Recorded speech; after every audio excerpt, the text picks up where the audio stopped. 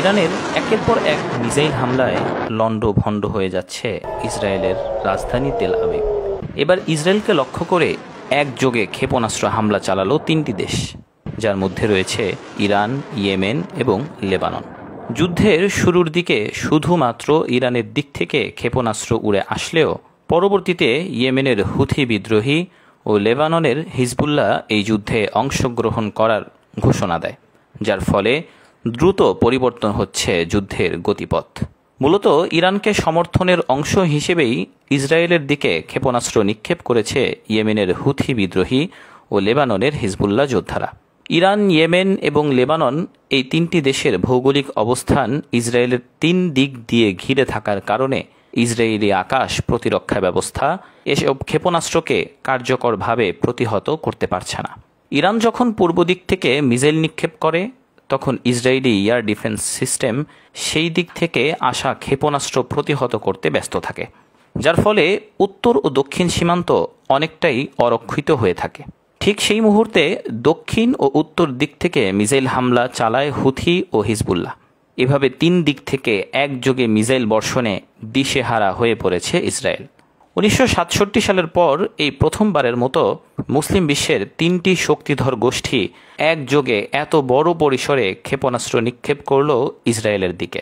তাছাড়া লোহিত সাগরে ইসরায়েলি জাহাজ চলাচল বন্ধ করে দিয়েছে ইয়েমেনের হুথি বিদ্রোহীরা।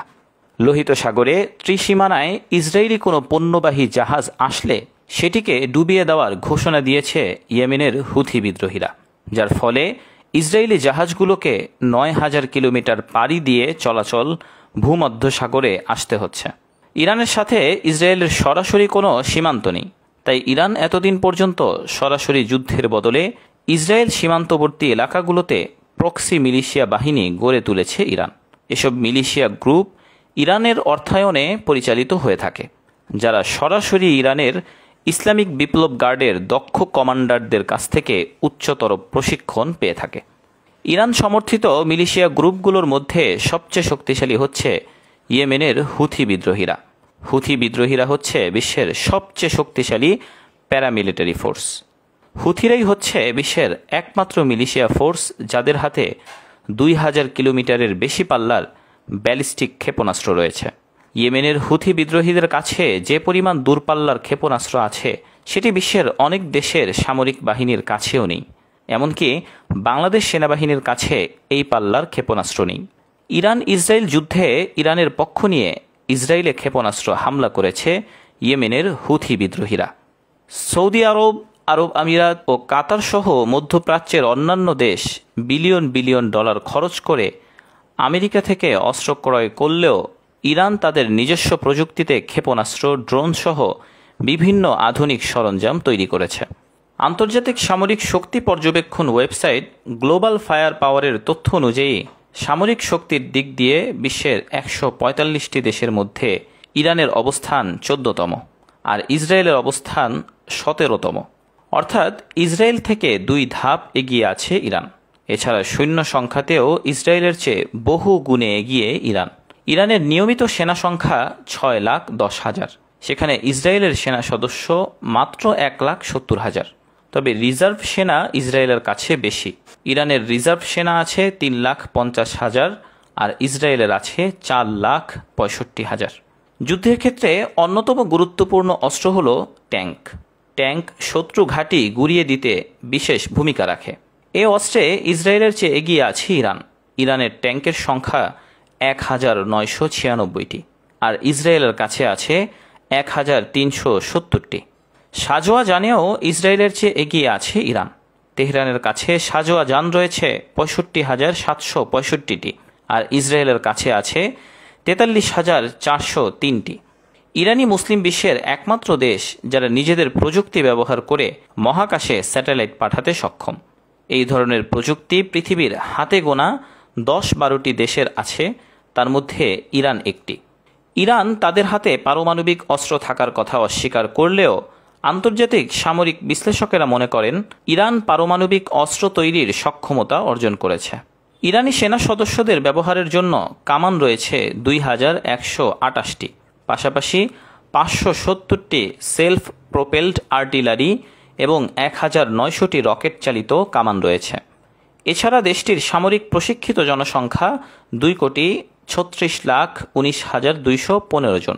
ইরানের হাতে আরও আছে বিশ্ববিখ্যাত কুদস ফোর্স। অপ্রচলিত যুদ্ধ, ছায়াযুদ্ধ ও বিদেশের মাটিতে গোপন অভিযান চালানোর জন্য কুদস ফোর্স বিশ্বজুড়ে খ্যাতি রয়েছে। এই ফোর্সের আনুমানিক সদস্য 5,000। ধারণা করা হয় পুরো মধ্যপ্রাচ্যে ছড়িয়ে আছে কুদস ফোর্সের সদস্যরা। স্টকহোম ইন্টারন্যাশনাল পিস রিসার্চ ইনস্টিটিউটের তথ্য অনুযায়ী 2024 সালে ইরানের সামরিক ব্যয় ছিল প্রায় $14 বিলিয়ন। ইরানের নৌবাহিনীর সদস্য 20,000। আইআইএসএস-এর দেয়া হিসেব অনুযায়ী ইরানের কাছে ছোট ছোট নৌযান আছে প্রায় 3 থেকে 5,000।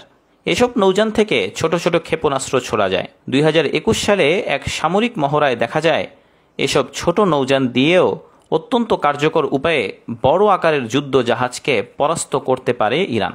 ইরানের ফ্রিগেট রয়েছে 6টি, করভেট রয়েছে 3টি এবং 34টির মতো সাবমেরিন রয়েছে। ইরানের 88টি পেট্রোল বোট ও 3টি মাইন ওয়ারফেয়ার রয়েছে। এর বাইরে বিপুল সংখ্যক সামুদ্রিক মাইন আছে ইরানের। মার্কিন প্রতিরক্ষা গোয়েন্দা সংস্থার দেয়া তথ্য অনুযায়ী ইরানের কাছে প্রায় 5,000 মাইন রয়েছে। আল আরাবিয়ার দেওয়া তথ্য মতে ইরানের বিমান বাহিনীর মোট আকাশযানের সংখ্যা 509টি। এর মধ্যে রয়েছে ফাইটার বিমান 142টি, অ্যাটাক বিমান 165টি, হেলিকপ্টার 126টি, অ্যাটাক হেলিকপ্টার 12টি। পাশাপাশি প্রশিক্ষণের জন্য 104টি ও পরিবহনের জন্য 98টি উড়োজাহাজ রয়েছে বাহিনীটির। সিআইএ বলছে ইরানের অস্ত্র ভাণ্ডারে মূলত স্বল্প ও মধ্যম পাল্লার নানা ধরনের ক্ষেপণাস্ত্র রয়েছে। ইরানের শক্তির মূল স্তম্ভ হল এই ধরনের ক্ষেপণাস্ত্র। মধ্যপ্রাচ্যের সবচেয়ে বড় ক্ষেপণাস্ত্র ভাণ্ডার আছে ইরানের। যুক্তরাজ্য ভিত্তিক international institute for strategic studies IISS বলছে ইরানের 50টির বেশি মধ্যম পাল্লার ব্যালিস্টিক মিসাইল লঞ্চার ও 100টির বেশি স্বল্প পাল্লার ব্যালিস্টিক মিসাইল লঞ্চার রয়েছে।